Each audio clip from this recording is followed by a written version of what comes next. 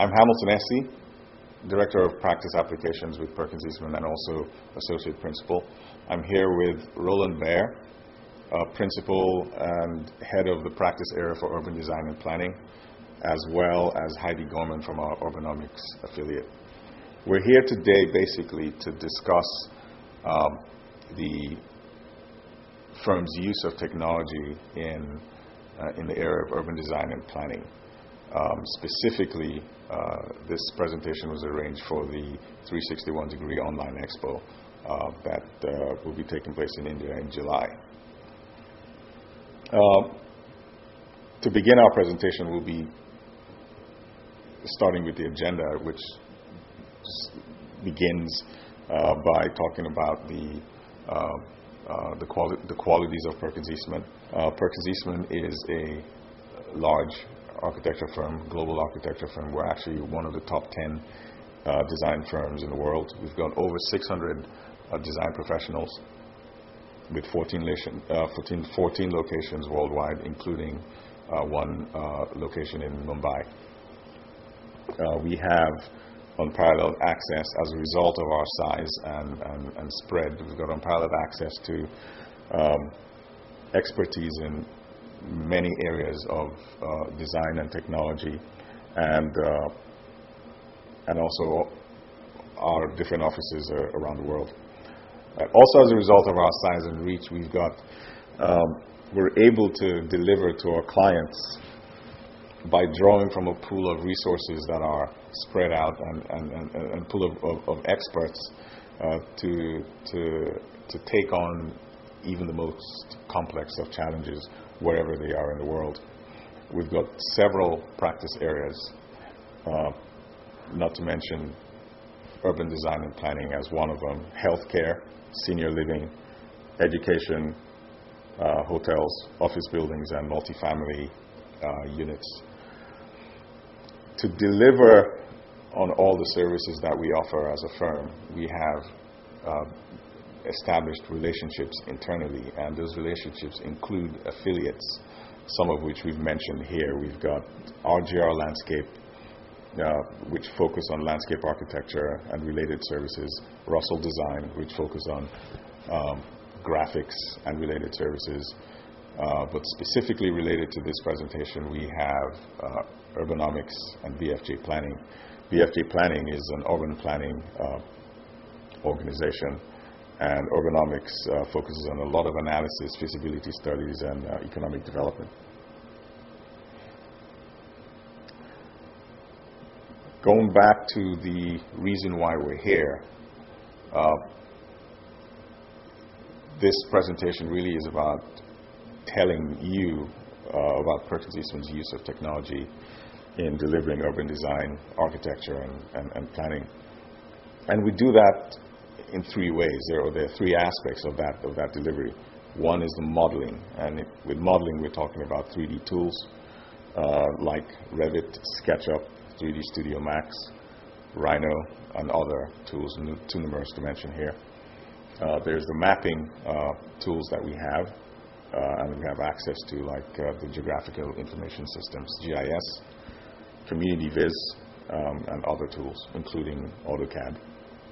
And a lot of analysis tools which a lot of our affiliates use, including GIS, and some proprietary tools in-house. But primarily, the objective of this presentation is to showcase the one degree of difference that Perkins Eastman has in the delivery of our projects in the area of urban design and planning. And we do that really in a collaborative way. So the effort is not really, the focus is not really not necessarily on the technology, but more on the people that bring the expertise, the process that we've put in place and processes that we've put in place, and the access to technology, and all of that, aggregating and conglomerating in a collaborative way to help us deliver the best services that we can provide to our clients worldwide. We're going to showcase three examples in in this discussion about the 1 degree of difference. And first of all, we'll go into an example with a government project, a second with a private client, and a third with community outreach. So to begin and getting to the government project example, I'll introduce Heidi Gorman, AICP of our Urbanomics group. I'm Heidi Gorman, and I work for an affiliate of Perkins Eastman called Urbanomics. I have a Master's of Science in Urban Planning, and I use GIS in all aspects of my research. Urbanomics and BFJ planning use geographic information system in almost every aspect of all our studies. The software permits us to observe, comprehend, decipher, and visualize data in numerous ways that shows relationships, patterns, and trends in forms of maps. Using GIS gives the audience a clear picture of what the data represents. GIS is one of the best tools for spatial analysis. An example of our work using GIS is the comprehensive plan for the city of Bridgeport. GIS were used in zoning, land use, and socioeconomic analysis. The following slides represent our work. This map is an example of a neighborhood analysis. It analyzes the relationship between a localized area and similar surrounding areas. In addition, it is based on local or neighborhood data and characteristics. Each neighborhood in the city is branded using the form of GIS analysis in order to produce the best outcomes for not only the city, but for the neighborhood as well. The built environment, the type, location, and intensity defines the characteristics of a city. Understanding how much land is presently devoted to residential, commercial, industry, as well as the locations of underdeveloped properties and brownfields, is an important step for an economic development strategy. This map presents the existing land use for Bridgeport. Bridgeport's 2005 to 2007 developments are shown in this map. The GIS map IDs where recent developments are concentrated. It is located around the downtown and waterfront areas, as well as spokes of developments spreading out to residential neighborhoods.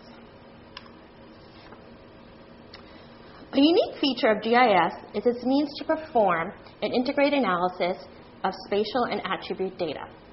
GIS can be used not only to perform routinely producing maps, but is also exceptional in its scope and integration of spatial analysis multi-set data on land use, population, climate, topography, transportation, public infrastructure, etc.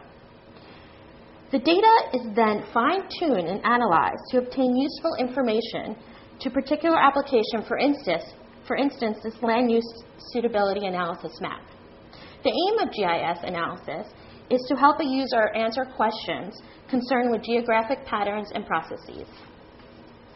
I'm going to now hand it back to my colleague Hamiton, who is going to present another project of Perkins Eastman. The second example in our process is that involves a private developer client. In this example, the client contacts Perkins Eastman and engages the firm on a master planning project. Using a series of analysis and modeling tools, the design process. Yeah. And start over? Yeah, okay. The second example in our process involves a private developer client. In this example, the client contacts Perkins Eastman. There's an engagement on a master plan. And using a series of design tools, including analysis and modeling tools, the design process is informed and decisions are made that lead to an end product. Some of the design tools